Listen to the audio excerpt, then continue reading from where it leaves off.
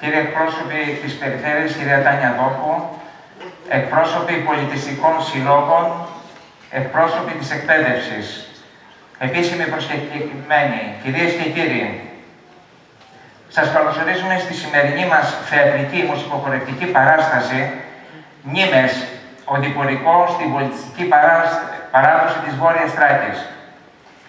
Η σημερινή παράσταση πραγματοποιείται στα πλαίσια της συμπλήρωσης 50 χρόνων από την ίδρυση του Συλλόγου η Ανατολική Ρωμυλία Νομού Λάρισσας σε συνδιοργάνωση με την Ιερά Μητρόπολη Λαρίσσης και Κυρνάκο και το Δημοτικό Οδείο Λάρισσας, τους οποίους και ευχαριστούμε για τη συνεργασία τους.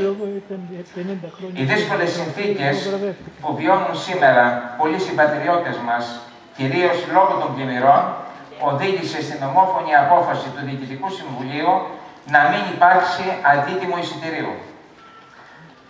Παρακαλώ την Πρόεδρο του Συλλόγου, κυρία Τάνια Οικονόμου Εκτερίδου, να έρθει στο βήμα.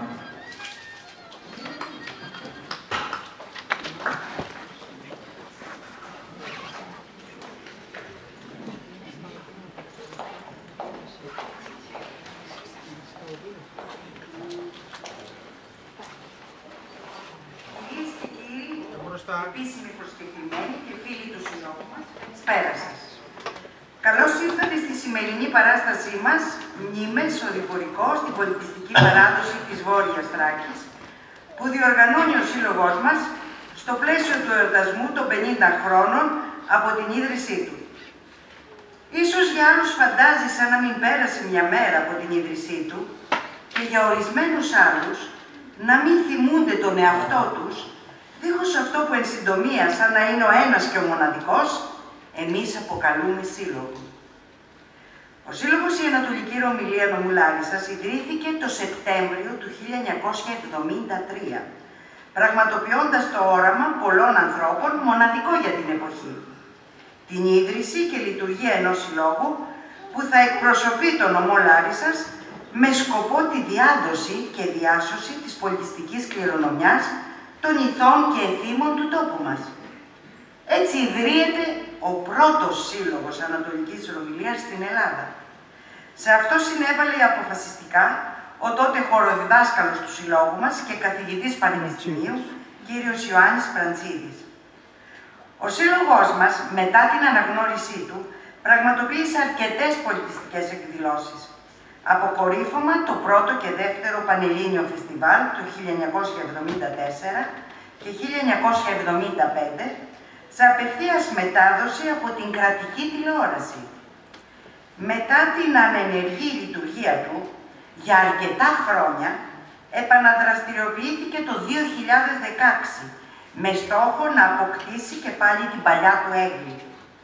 Ο Σύλλογός μας, χρόνια τώρα, προσπαθεί από τη μεριά του να οργανώσει πολιτιστικά δρόμενα και εκδηλώσεις στην περιοχή μας και να βρίσκει έτσι αφορμές για διασκέδαση και συγκεντρώσεις μαζί σας.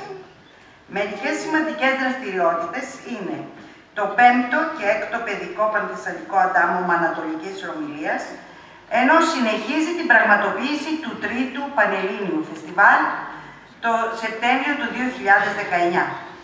Παράλληλα, πραγματοποιεί διάφορες εμφανίσεις. Σημαντική απετέλεσε η συμμετοχή της θεατρικής ομάδας Φαέθων στο Φεστιβάλ της Πάτρας Μόμος ο Πατρεύς, καθώς κατατάχθηκε μέσα στις 10 καλύτερες στην Ελλάδα και απέσπασε το βραβείο πρωτότυπου σεναρίου σε κείμενο του δικού μας Λαρισαίου, ηθοποιού και συγγραφέα Στέλιου Ντικούλη. Η θεατρική ομάδα πραγματοποιεί διάφορα αφιερώματα με κορυφαίο το αφιέρωμα στον Ανατολικορωμυλιώτη Κώστα Βάρναλη, ενώ προετοιμάζεται να παρουσιάσει θεατρικά κομικά μονόπρακτα στις 10 Δεκεμβρίου στη Δημοτική Πινακοθήκη Μουσείο Γιώργου Κατσίγρα στη Λάρισα. Επόμενος στόχος του Συλλόγου είναι η διοργάνωση του 4ου Πανελλήνιου Φεστιβάλ Ελληνικών Παραδοσιακών Χορών τον Ιούνιο του 2024 με τη συμμετοχή κορυφαίων χορευτικών συγκροτημάτων από όλη την Ελλάδα. Παράλληλα, προγραμματίζουμε πολλές άλλες δραστηριότητες και εμφανίσεις με πολιτιστικά δρόμενα για να μπούμε στο πνεύμα της παράδοσης και να έρθουμε σε επαφή με τις αξίες και τις παραδόσεις του τόπου μας. Με τα μέλη του Συλλόγου προσπαθήσαμε να κάνουμε σήμερα το καλύτερο για σας και ευχαριστούμε πολύ για την υποστήριξη και την παρουσία σας εδώ. Εκ μέρους του Συλλόγου θα θέλαμε να ευχαριστήσουμε όλους όσους συνέβαλαν στην παράστασή μας αυτή σήμερα. Σας ευχαριστούμε πολύ και ευχόμαστε να απολαύσετε την παράστασή μας. Καλή διασκέδαση!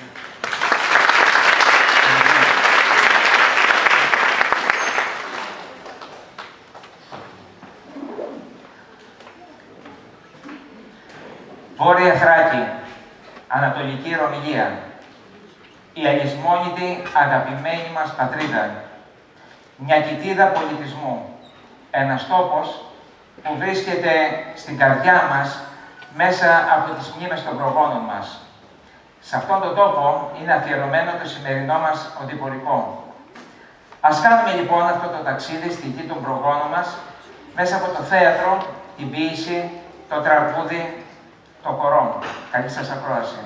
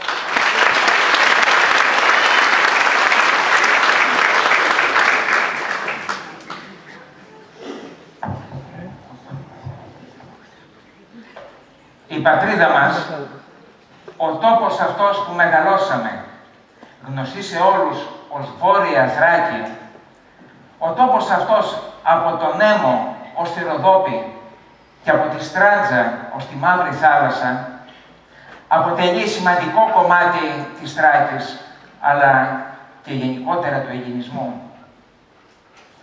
Από τα αρχαία χρόνια κατοικούνταν από Έλληνες που μιλούσαν την ίδια γλώσσα, πίστευαν στους ίδιους θεούς και είχαν ελληνική συνείδηση. Κατά τη Ρωμαϊκή εποχή παραμένει αναλύωτη, χωρίς να αλλάξει όμως ο ελληνικός της χαρακτήρας. Η Βόρεια Θράκη ανθίζει κατά τη Βυζαντινή περίοδο και παραμένει αναλύωτη κατά την τουρκοκρατία, παρά τον επικισμό των Τούρκων. Οι πρώτες πόλεις της που χτίστηκαν στα παράλια της Μαύρης Θάλασσας ήταν ελληνικές. Τι να πει κανείς για την ελληνικότητά της, ποιος θα μπορούσε να το αμφισβητήσει? Μαρτυρίες πολλές.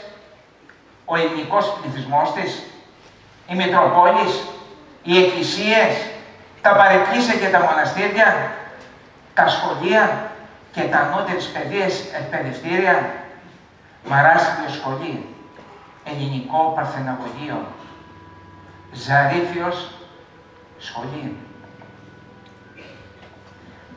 Εμείς οι Έλληνες της Βόρειας Θράκης αναπτύξαμε ένα ιδιαίτερο γλωσσικό ιδίωμα που είχε σαν βάση με την ελληνική γλώσσα, αλλά λόγω της συναναστροφής μας με Τούρκους και Βουλγάρους χρησιμοποιούσαμε και δικές τους λέξεις. Βεβαίως. Πέτρα που κλάει, τρανέ, φυτρώνει εκεί που δεν τους πες.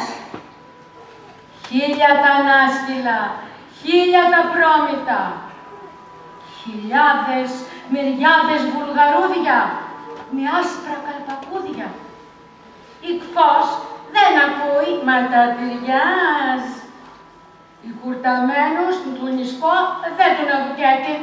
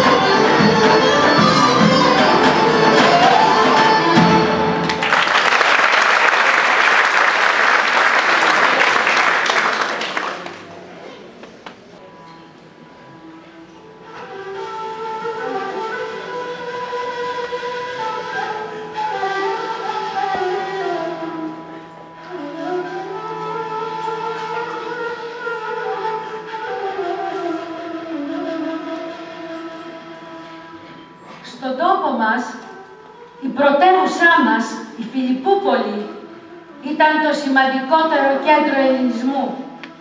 Είχαν βέβαια δημιουργηθεί και άλλα σημαντικά κέντρα, τα οποία όμως προκαλούσαν το φόνο των Βουλγάρων, επειδή εμείς οι Έλληνες είχαμε το εμπόριο, την κοινωνική και θρησκευτική ζωή. Γι' αυτό οι Βούλγαροι στράφηκαν εναντίον μας. Μετά την κατάληψή της από τη Βουλγαρία, με τη συνθήκη του Αγίου Στεφάνου, στο συνέδριο του Βερολίνου, η Ανατολική Ρωμυλία ανακηρύχθηκε αυτόνομη επαρχία της Οθωμανικής Αυτοκρατορίας και μετονομάστηκε Ανατολική Ρουμελία ή Ρωμυλία.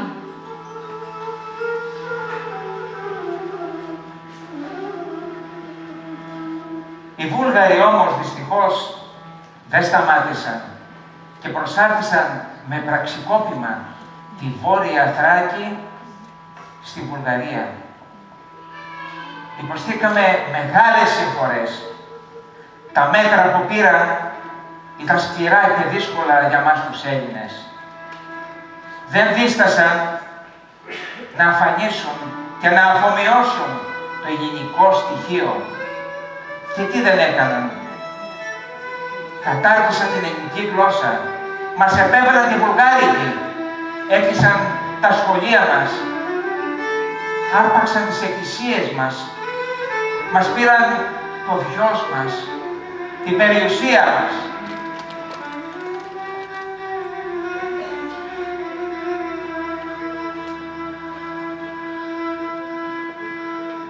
Και να ήταν μόνο αυτά, τα χειρότερα δεν τα είχαμε δει ακόμη.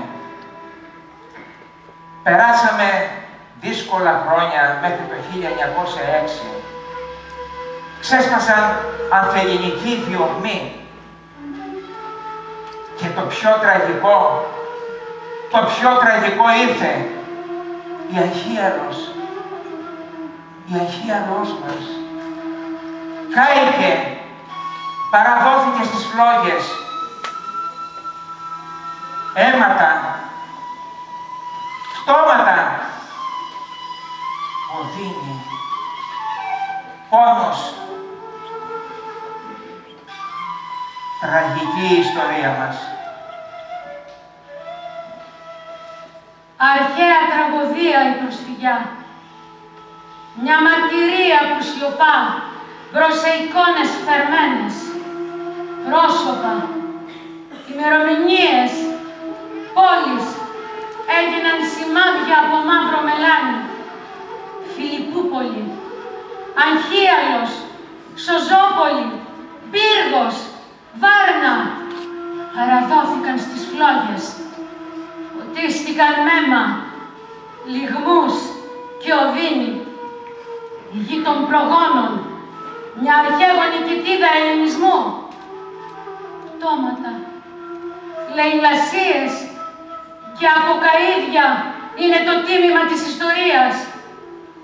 Κι άνθρωποι δέντρα ξεριζώθηκαν από τις εστίες τους. Βάρβαρος ο αποχαιρετισμός με ένα βουβόμι ρολόι.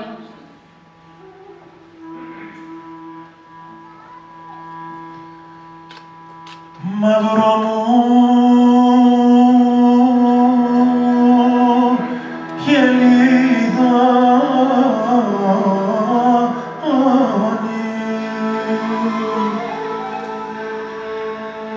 από την αραπιά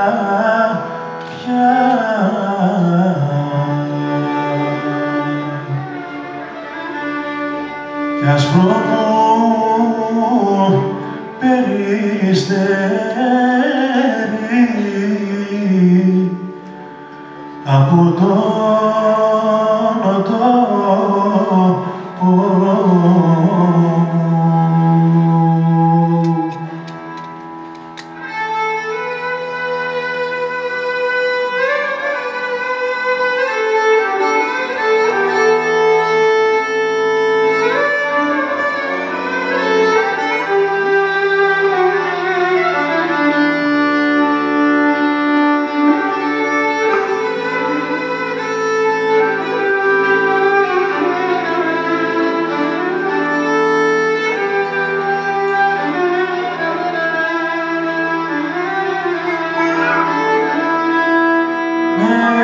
ψηλά πετάτε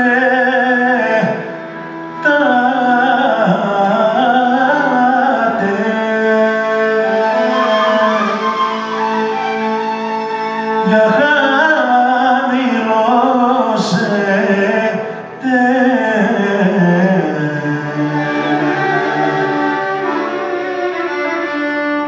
κι απλώς δεν τα φτερά σας και τα φτερούδια σας.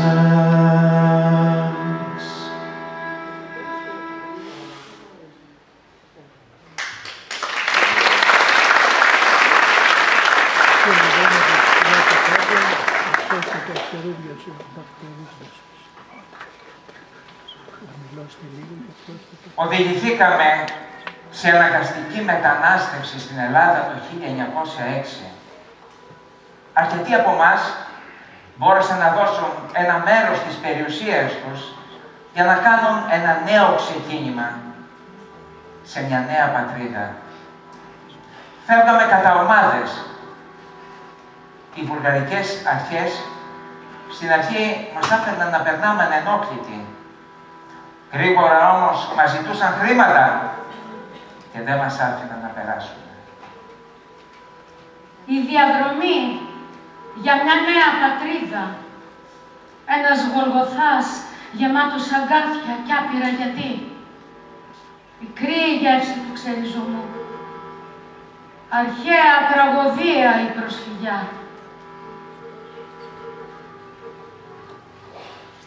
Μετά την ανακήρυξη της Βουλγαρίας ως ανεξάρτητο βασίλειο, καταγγήθηκε ουσιαστικά και ο όρος Ανατολική Ρωμιλία, η γη των Ρωμιών.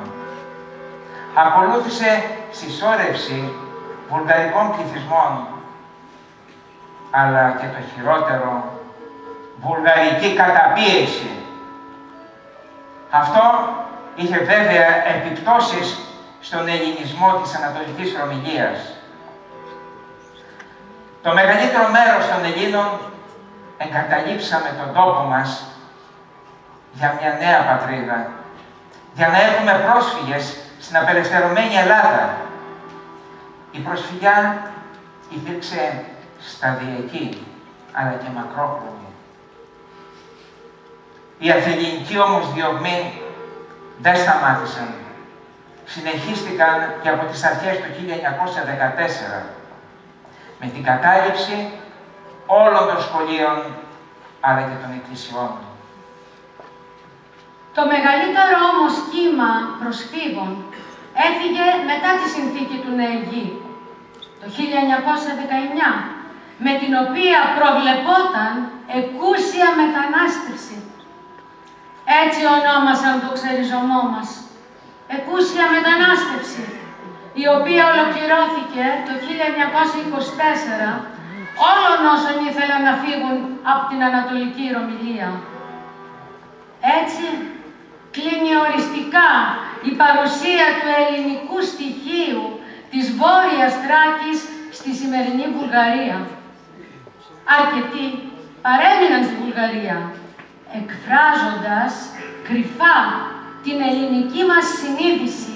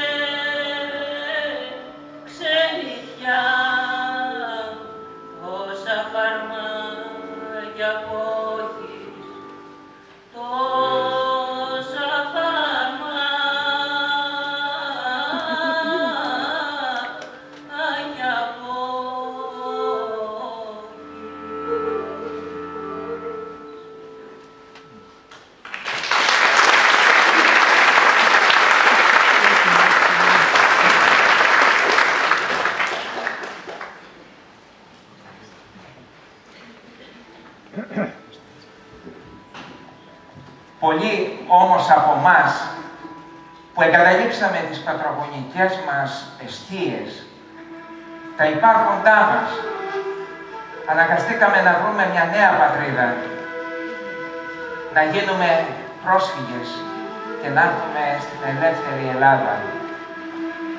Ο μεγάλος όμως αριθμός προσφύγων βρήκε το ελληνικό κράτος ανέτοιμο να μας εγκαταστήσει σύντομα. Παρόλες όμως τις δυσκολίες και τις αντίξωες συνθήκες, καταφέραμε να επιβιώσουμε και να επαντρώσουμε τον κύριο κορμό στην Ελλάδα. Πολλοί εγκαταστάθηκαν στην Αθήνα, οι περισσότεροι στη Μακεδονία και εδώ στη Θεσσαλία. Χρήματα δεν είχαμε, ούτε σπίτια, ούτε γη. Σύντομα όμως λύθηκε το προσφυγικό μας πρόβλημα και μας έδωσαν γη. Εργαστήκαμε στα χωράφια και καλλιεργήσαμε σιτάρια, όστρια, αμπέλια, αλλά δημιουργήσαμε και τους περίφημους λαχανόκηπους με τα υπέροχα και ξαρκουστά μας προϊόντα.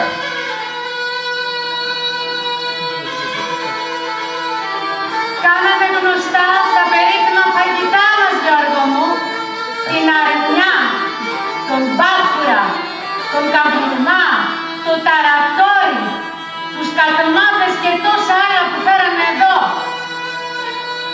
Έπρεπε να προσαρμοστούμε στις νέες συνθήκες ζωής, αλλά και στις προκαταλήψεις που αντιμετωπίσαμε από τους ντόπιους. Εμείς οι βουλγαροπρόσφυγες, όπως συνήθιζαν να μας φωνάζουν, καταφέραμε να διατηρήσουμε την πολιτιστική μας ταυτότητα και να δημιουργήσουμε κέντρα πολιτισμού και παράδοσης. Θέλαμε να κρατήσουμε την ταυτότητά μας σαν Έλληνες της Ανατολικής Ρωμυλίας. Ιδρύσαμε πολιτιστικούς συλλόγους, φέραμε τα ήθη και τα έθιμά μας και τα μεταλαμπαδεύσαμε στις νεότερες γενιές. Τι να πρωτοθυμηθούμε, Γιώργο, και από πού να ξεκινήσουμε? Από τα τραγούδια μας φυσικά. Βέβαια, τα περίφημα καθιστικά, τα σουπέτια που τραγουδούσαμε στη δουλειά, στα νυχτέρια, στους γάμους. Δεν είχαμε όμως μόνο σουπέτια, είχαμε και χορευτικά τραγούδια. Και βέβαια, πιασμένοι όλοι μαζί, σε ένα κύκλο, υπό τους ήχους της γκάιντας, χορεύαμε τα υπέροχα εκείνα ζωναράδικα.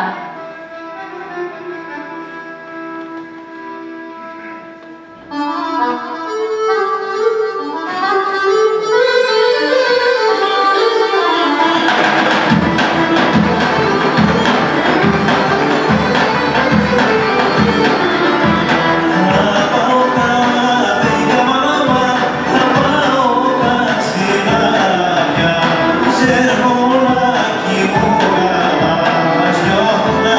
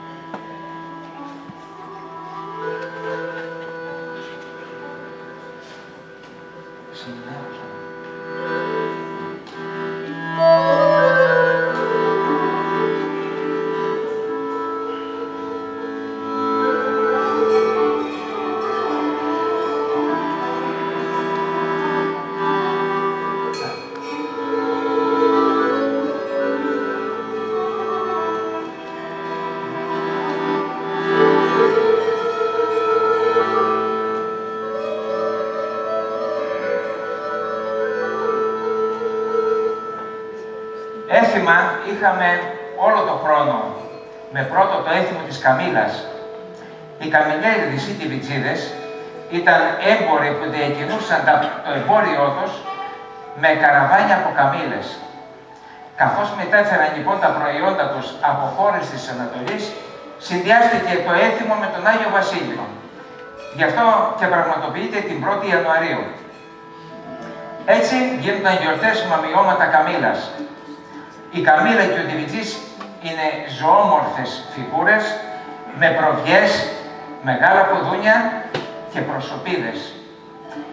Στα χέρια τους οι Τιβιτζίδες κρατούσαν το τομπούζι, το οποίο χτυπούσαν στη γη κάτω, εκβιάζοντας κατά κάποιο τρόπο τη γονιμότητα της γης.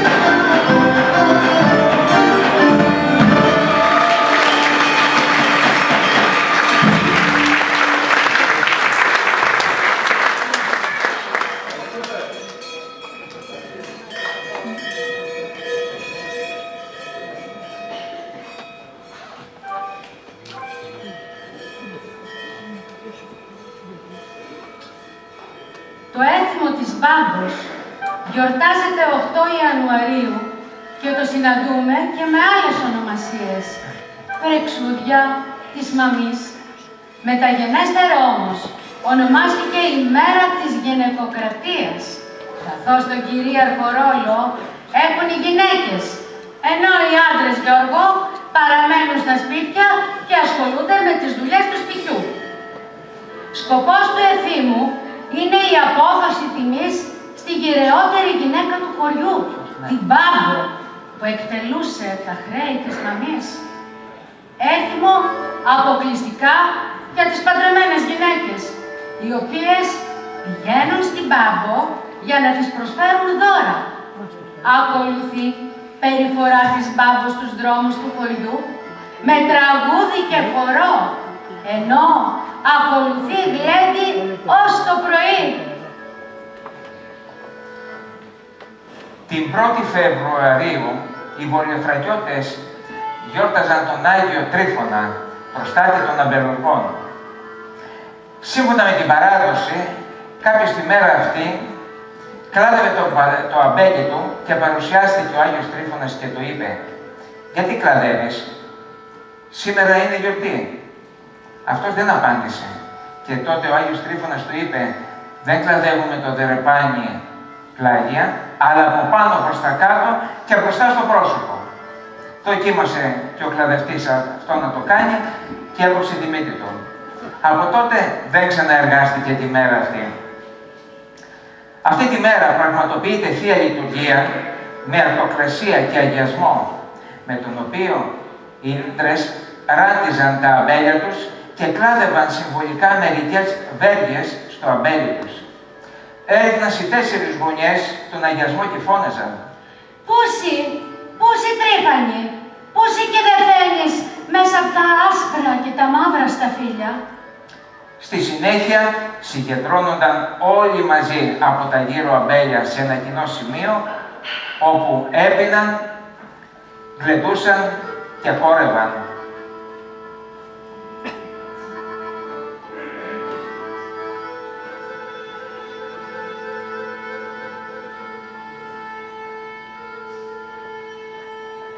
Η Αγία Τριάδα αποτελεί για τους Ανατολικορουμελιώτες το επίκεντρο θρησκευτικής λατρείας, αφού το μοναστήρι συγκέντρωνε πλήθος πιστών από όλη την περιοχή, αλλά συνεχίζει ακόμη και σήμερα να αποτελεί μεγάλο γεγονός.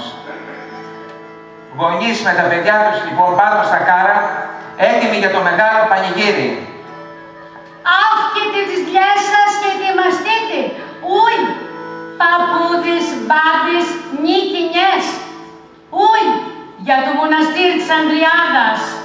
Θα φάμε, θα πιούμε, θα τραγουδήσουμε και θα κουρέψουμε». Και βέβαια, ο χορός αλλά και το τραγούδι απαραίτητο συμπλήρωμα σε ένα μεγάλο πανηγύρι. Το Παναήρι ήταν πολύ και ο τόπος ήταν λίγος.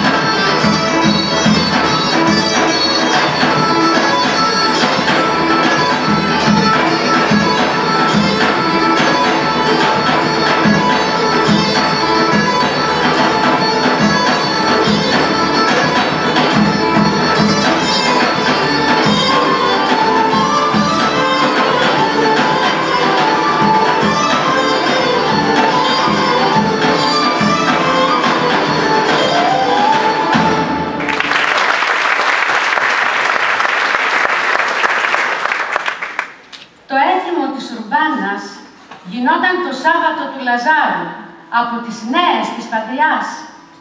Πέρα από τη θρησκευτική του διάσταση, είχε και κοινωνικό χαρακτήρα, γιατί έδινε την ευκαιρία στις νέες για μια επίσημη έξοδο από το σπίτι και τη δυνατότητα να επιδείξουν τις ικανότητές τους στο τραγούδι και στο χορό.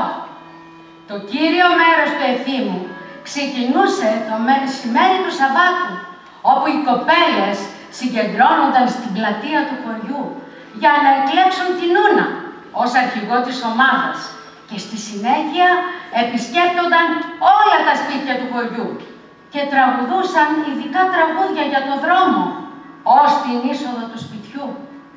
Μπαίνοντας στην αυλή, τραγουδούσαν «Για έβγα μορμάλι να ειδείς το τζουμπάνι πως λαλήν καβάλα». Φτάνοντας στην πόρτα του σπιτιού, στέκονταν 2 κοπέλες από τη μια πλευρά και άλλες 2 κοπέλες από την άλλη πλευρά και τραγουδούσαν τραγούδια, πενέματα για τα μέλη της οικογένειας.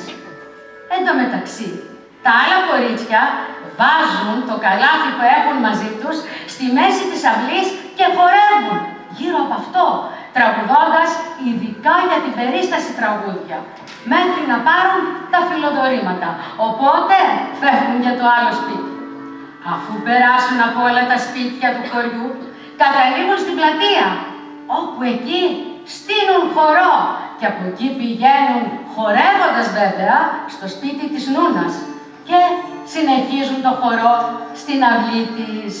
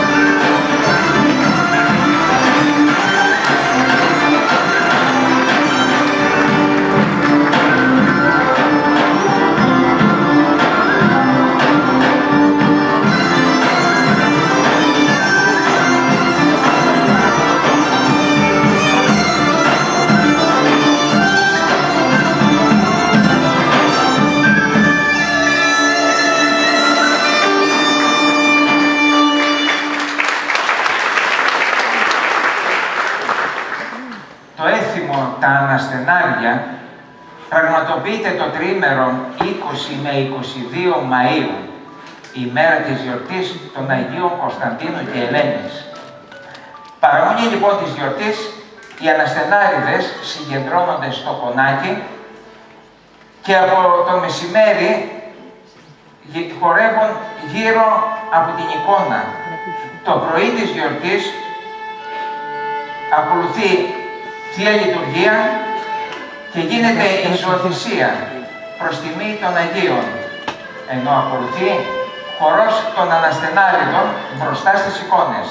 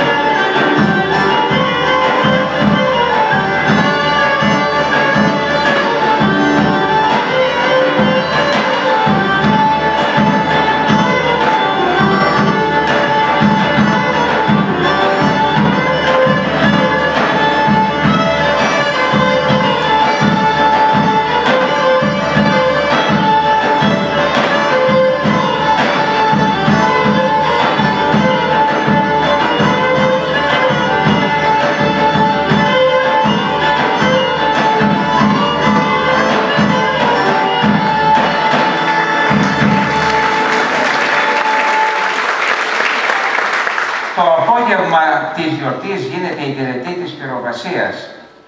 Όταν η φωτιά είναι έτοιμη, δίνεται εντολή από τον αρχιαναστενάρη για το ξεκίνημα της πομπής από το κονάκι, ενώ ακούγονται αναστενάρικα τραγούδια προς τιμή του Αγίου. Οι αναστενάριδες υψώνουν τα εικονίσματα και αρχίζουν κυκλικό χορό γύρω αλλά και σταυρωτά πάνω από τη φωτιά. Μπαίνουν στο χορό κρατώντας στα χέρια τους τα μαντήλια, τα αμανέτια. Κανένας αναστενάρης δεν μπαίνει στη φωτιά εάν δεν έχει το μαντήλι. Έχει ιερό συμβολισμό.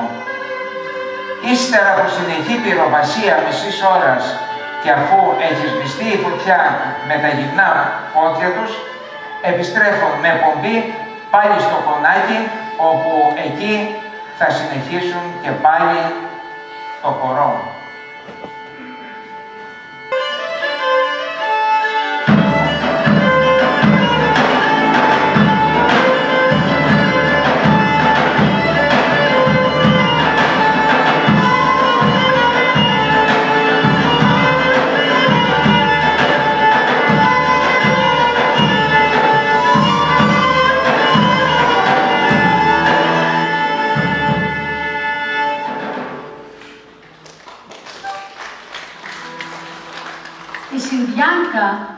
Ήταν το νυχτέρι των γυναικών που άρχιζε από το Σεπτέμβριο μέχρι τα πρώτα κρύα του Οκτώβρη.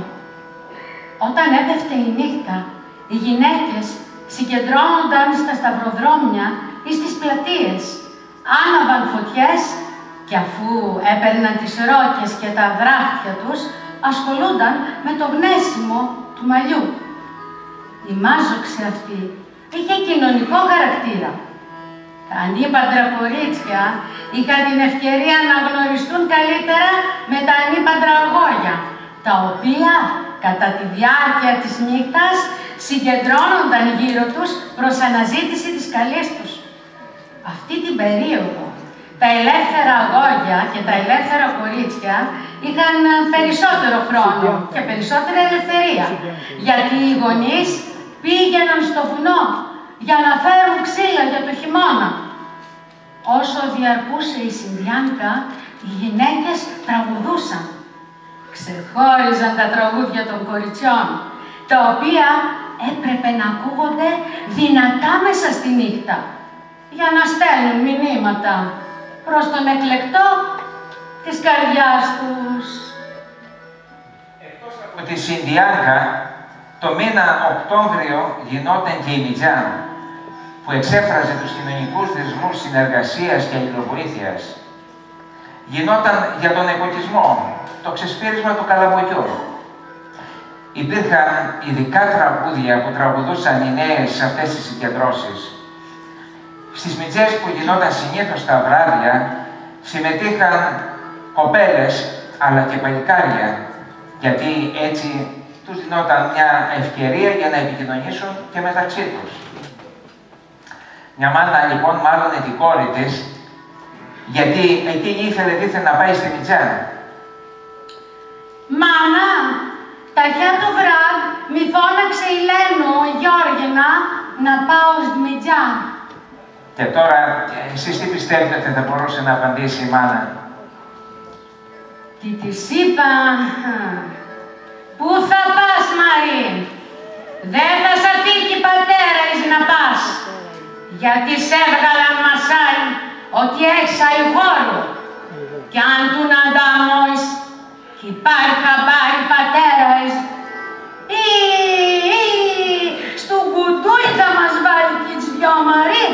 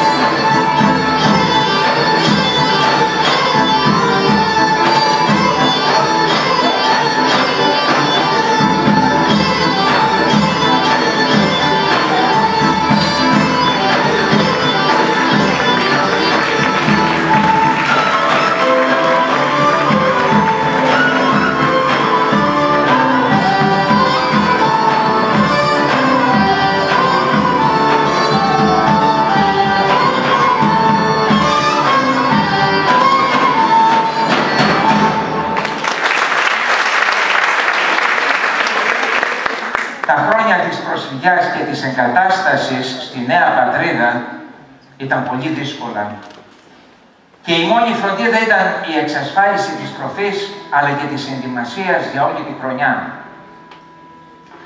Γι' αυτό οι ανατολικορομελιώτες έτρεφαν και φρόντιζαν όλο τον χρόνο ένα γουρούνι, το οποίο οι άντρες έσφαζαν την παραμονή των Χριστουγέννων.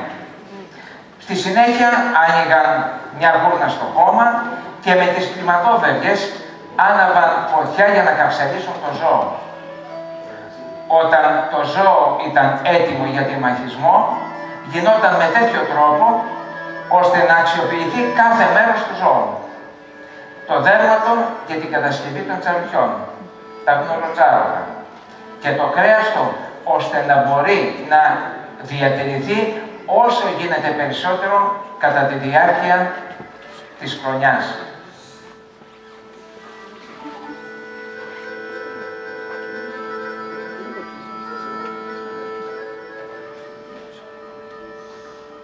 Η χαρά, όπως συνήθιζαν να ονομάζουν το γάμο, κρατούσε 2 εβδομάδες.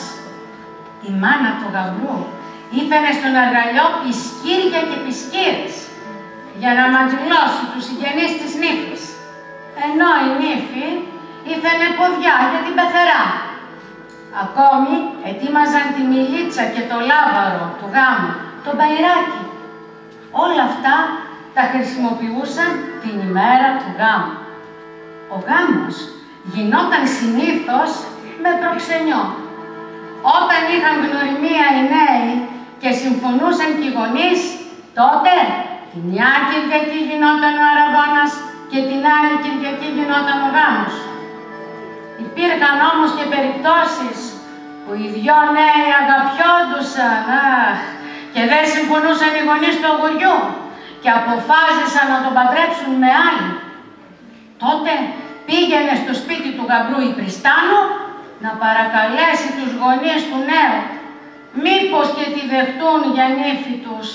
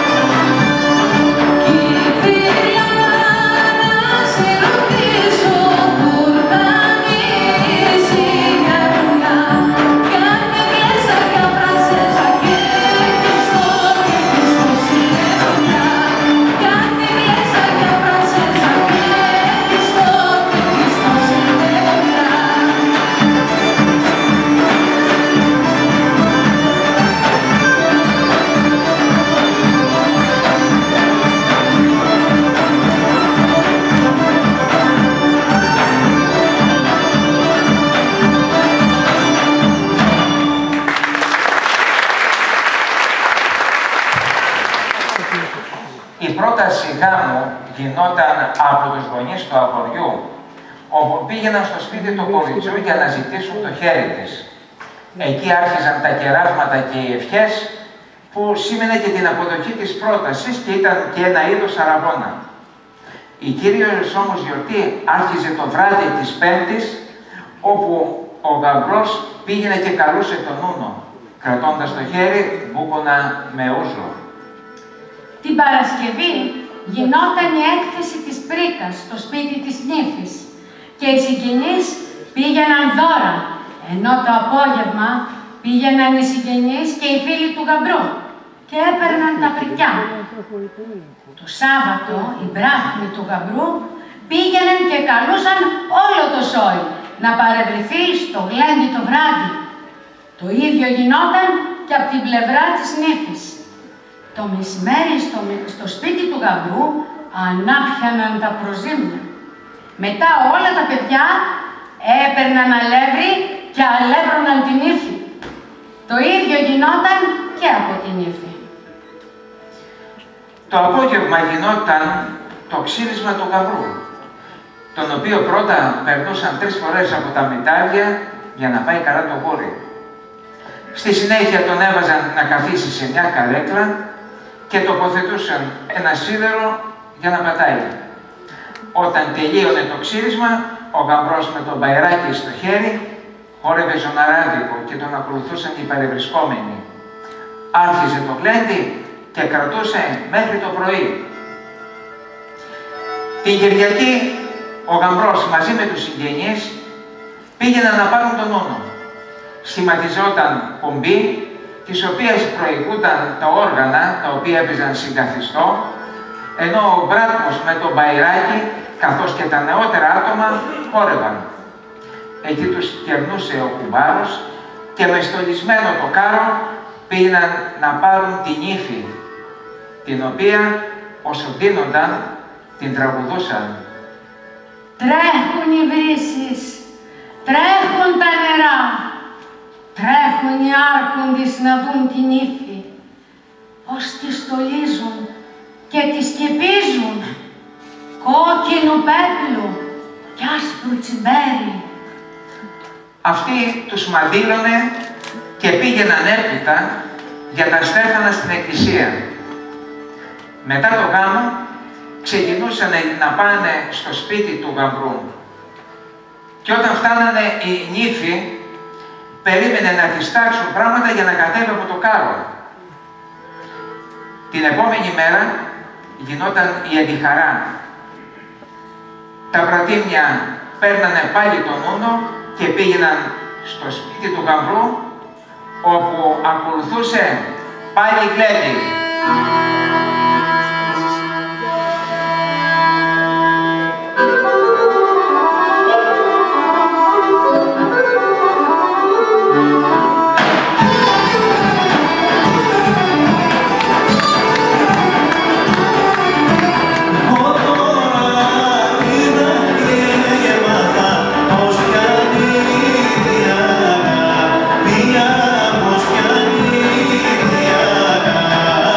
Μια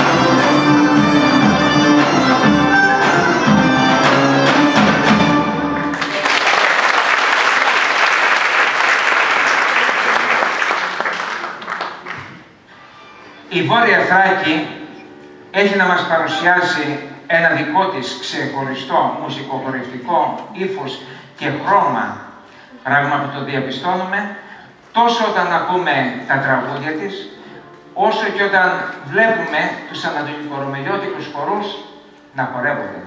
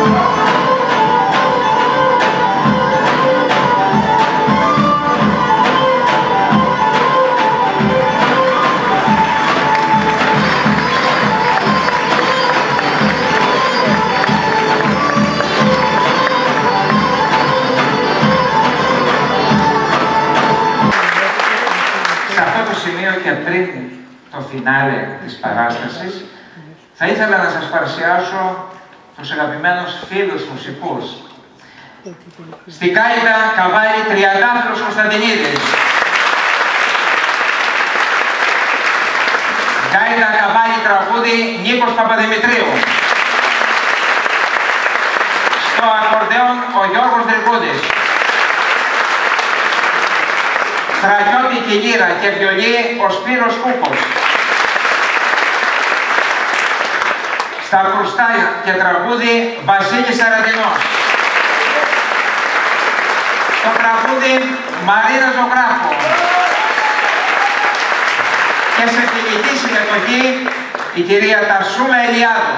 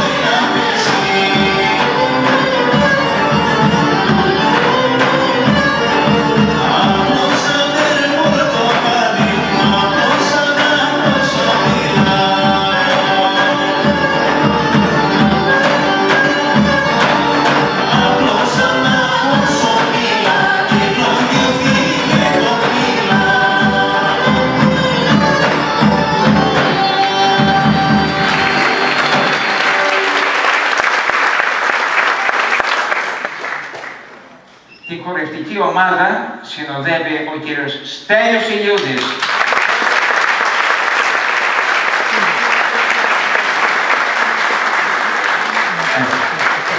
Στον ήχο ο Δημήτρης Μπαρούτας και στο φωτισμό η Δώρα Παπαδούλη. Να ενημερώσω ότι βρισκόμαστε σε ραδιοφωνική κάλυψη με το ράδιο Λάρης αυτή τη στιγμή και να ευχαριστήσουμε τα μέλη της ΠΟΣΑΡ τα οποία παρευρίσκονται σήμερα εδώ. Ευχαριστούμε τους χορηγούς της εκδήλωσης και τους συνδιοργανωτές μας, το Δημοτικό Οδείο Λάρισσας για την παραχώρηση του χώρου, αλλά και την Ιερά Μητρόπολη Αρής και Τυρνάβου για τη συνεργασία και την οικονομική στήριξη. Την παρουσίαση είχε η κυρία Δέσποινα Πατσατζή,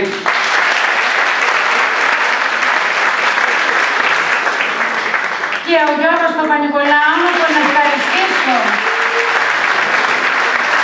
Και εγώ μέσα από την καρδιά μου, όπως και όλους εσάς που παρευρεθήκατε εδώ, γιατί μου έδωσε αυτή τη χαρά να μιλήσω για την πατρίδα των προγόνων μου. Ευχαριστώ πάρα πολύ, Γιώργο, και καλή συνέχεια στον πολιτισμό.